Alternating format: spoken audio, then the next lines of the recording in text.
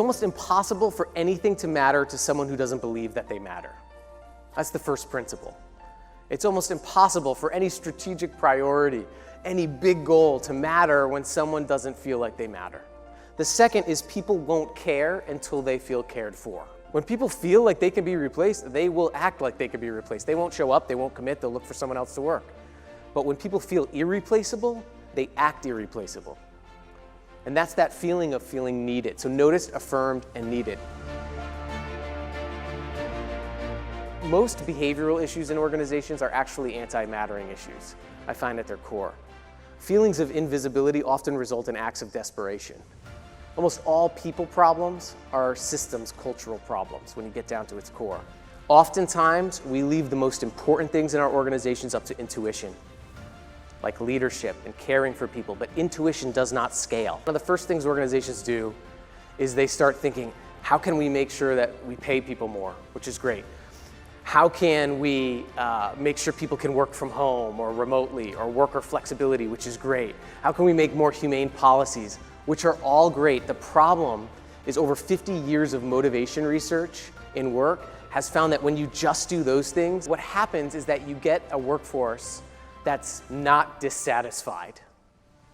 So typically we go right to the things we can measure, quantify, and do, and we overemphasize those things. But the things that really matter, the things that move people from a not dissatisfied employee to a satisfied and motivated employee are things like purpose, meaningfulness, autonomy, a sense of achievement, a sense of being a part of something bigger. It's a basic need. From the moment you were born as a human being, as a baby, researchers find one of the first things you do is tilt your head upward to look for someone to value you.